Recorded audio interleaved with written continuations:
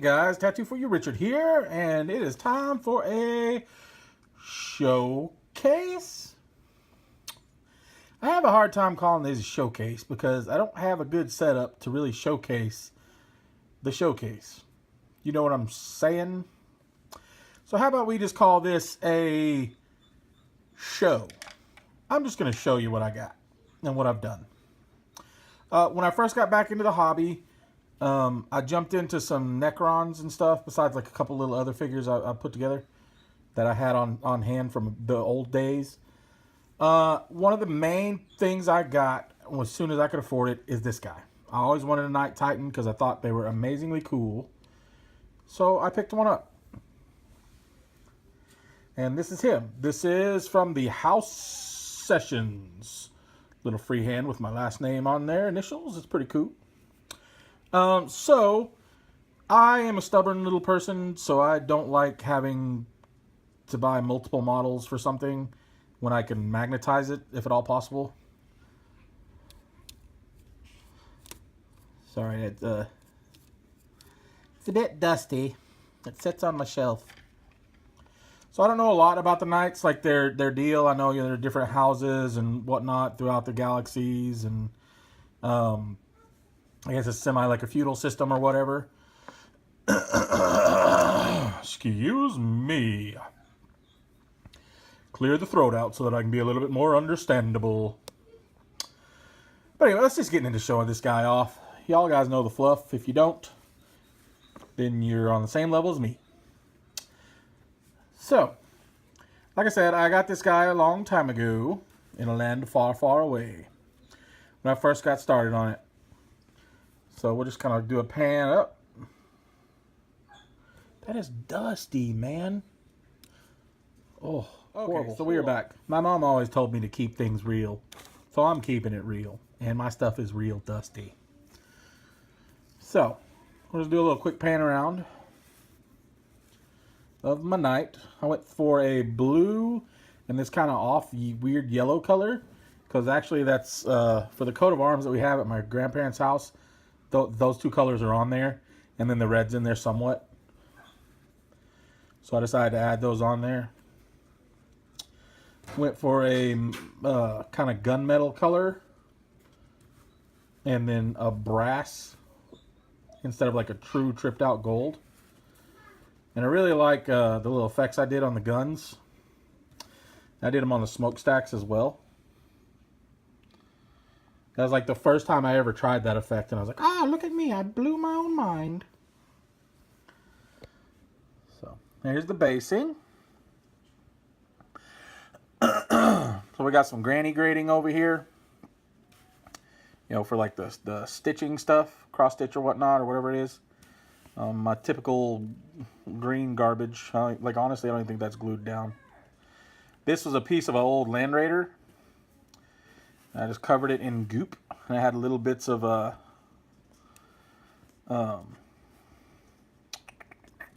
cork. I really kind of I could probably have gone a little bit more detailed with this thing, added a bit more to it. But I did like this brass color when I put it on. I went over and washed it with a chestnut ink, and I use like Winsor Newton inks because I love them as washes. I do tend to go through them a little bit quicker. But I pretty much did that over the entire model, the metallics and stuff. I even did it, I think, yeah, I did it in, like in the areas in there for like buildup of grunge and greasy stuff. Now there is a lot of paint streaks on there, as you can see. But I kind of like it because it almost gives it like a weird, like beaten brass look. I don't know. Maybe it's just me and I'm kind of justifying it. I've got this banner that I never did anything to. I should probably go back and write my initials on there. I have like a black Sharpie. I could probably do that or some kind of thing. Here's the back. Again, got a nice close-up.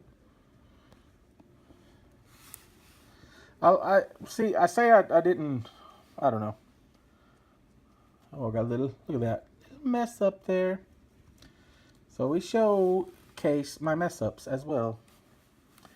My kids say, turn a mess up into a dress up. It's too late for that now. So here he is. This is him. That's the basic him. Now, his head, his mask is pinned on. I can take it on and off if I wanted to. It's not very easy. I'll tell you that right now. I wanted to initially magnetize it.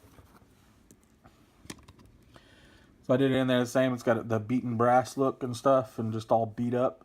Tried little fake glow effects in there. But for the mask and the pinning, this is what I did. It's just a small piece in there. And honestly, the mask that was on there, the front, the face, that was my favorite one that I really like. I like this one too without it, but for some reason, I'm just fond of this. I feel like if it was going to have this face, then I would want it to have minimal armor too. Like the armor is not as crazy. This is my second favorite one. I like the way that one looks. Oh, that was my finger. It's not a video unless I screw something up. I can see you. Oh, look, I wrote my name under there. Very crappily, I might add. It was very hard to do. So, this model is probably, it's up there in my favorite models to build. This is a really cool model. And then the final mask is the skull one. That one tends to stick on there a little bit better. But I really like that, especially when you get the blue coming out of it. Turns out really cool. So, but we're gonna pop it off. We're gonna go back to this one that I had on first, because like I said, it's my favorite. It's my favorite mask. Hi guys. So I made sure this moves. It doesn't pivot up and down. It got stuck. This moves. Well, yeah, he moves that way too. Tilts back and forth, however you want him, because he's not stuck down. He just sits there. I didn't see any sense in it. It's on there good. You know, sliding him around, moving him. He's just gonna jostle a little bit, but it's okay. I like having him kind of looking down anyway. The sword up and down.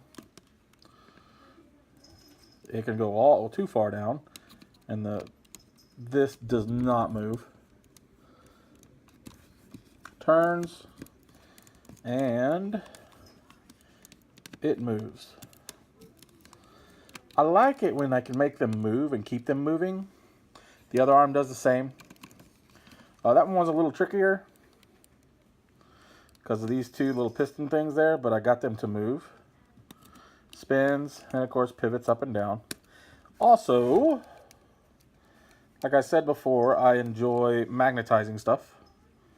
So I want to make sure I had both weapons options. This was before they came out with the new one that has the rocket pod and all that other jazz. So we have the thing for the multi-melta. Snaps right on there. And when I do things, I do like that's a piece of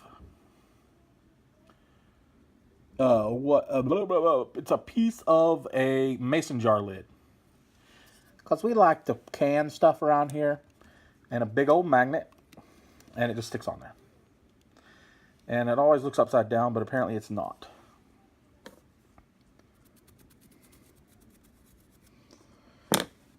So, and on the melted gun, I did the same thing with that little burnt effect. I just like the way that turned out. Now, on this guy, seriously, this dusty duders. I might go back and put a magnet in there, because this one doesn't grab on as much as I'd like it to. I feel like a good knock and it'll fall out. Yeah, see? So yeah, I'm probably gonna go back in there and try to get that all out of there, and put an actual upside down, an actual small magnet in there, kind of like I did on this one. That's why this one holds on so well. And then magnet there, magnet in there. But then this is another, just a metal piece from the mason jar lid. So I really like the look of that too. That's just a beast of a gun, man. I remember in Free Blades, I played that a little bit, and I think this gun was a lot better than most of them. No, baby, it's actually time for Ava to go to bed. I'll be right back, guys. All right, guys, I'm back. Just had to get my little girl in for bed, but she's gonna brush her teeth and stuff, and then I'll put her to bed. So, okay, so we showed you this gun and the magnetization I did on that. Now I'm gonna go ahead and make this easier for me. So we're gonna take them apart.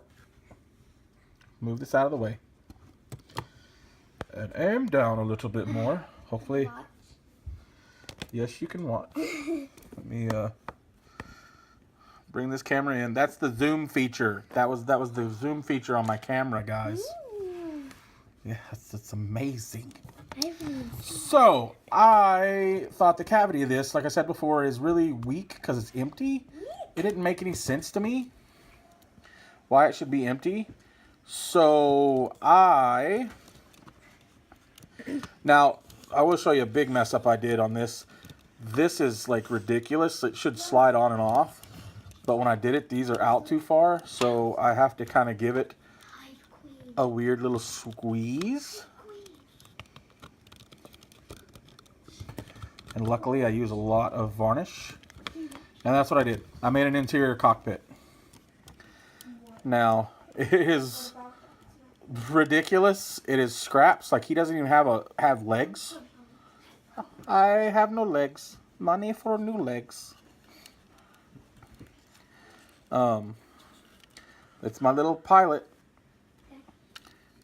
That's from the Land Raider, I believe. I had a bunch of tank parts. And back here is another piece from the Land Raider. And honestly, like, yeah, that looks cool. That looks like garbage. Because you can see right down in there. I really need to go back someday and maybe either plasticard over that, make it like a little venting system or something. Or put some green stuff in there and try to make some of these pipes and finish it off. And on top of that, the engine's kind of wonked in there. But look, hey, I show you stuff so you can go, oh, that's kind of a cool idea, but I'm definitely going to do it way better. Because I know you will. I know you will. So let's turn her around so you can see the front. So this is more pieces from the Land Raider, I believe. I think most of the stuff's from the Land Raider. Like, I made a makeshift little seat in there out of bits from the Land Raider. Some weird little thing there. And then, of course, this I use as a cockpit. This right here is one of those little tow hooks from a tank for a little control thing. And, of course, he has his little PlayStation controller that would normally be hooked up to a machine gun or a bolter on the top of a tank. So, yeah, you see that? It's the guy that goes in the turret, that stands up in the turret. I just glued that in there, and I was like, yep, I'm done. Because honestly, like, I'm not going to take this off too much, so really the engine you're not even going to see. I might go back one of these days and drill out these vents. Like, just drill them and then get X-Acto in there and clean them out so it's an actual vent system in there. And then that way you'll be able to see all the way through and you can see the motor, the motor. Had your motor running. Get out on the high, what? Hold on one second. I got stuff going on. Back. I have to share this with you. I mean, sharing is caring. And my 5-year-old daughter comes in the room and she's whispering because she knows I'm recording. She was insistent on telling me something, and so that's why I paused the camera a minute ago. Well, she had to tell me that, and with a really concerned look on her face, she goes, I have to tell you something. Daddy, my poop is blue. Yes, that's the bathroom girl from that one video. Yep, that's my 5-year-old, kids. It's because blue cupcakes. Yep, we had blue cupcakes. And so. She's a pooper. Blue cupcake. Okay. Anyway, let's finish this up, guys. I'm almost done. So anyway, the hatch here, you can glue it on and off. I added another little tow hook from a tank here to look like a hinge, some kind of access panel. And instead of leaving it on there permanently, I decided to put a magnet in there and a little piece of metal to hold it down so you can look inside and you can see the driver. So, guys, that's it. I'm going to take some pictures of this for afterwards. And then we will, so you can see what I did up close. Y'all have a lovely time. Y'all take care. Have a wonderful, wonderful evening. Please don't eat too many blue cupcakes because your poop will turn blue. Just a heads up from a 5-year-old. Love you guys. You take care and have a happy, wonderful nerd life. No blue cupcakes. Bye.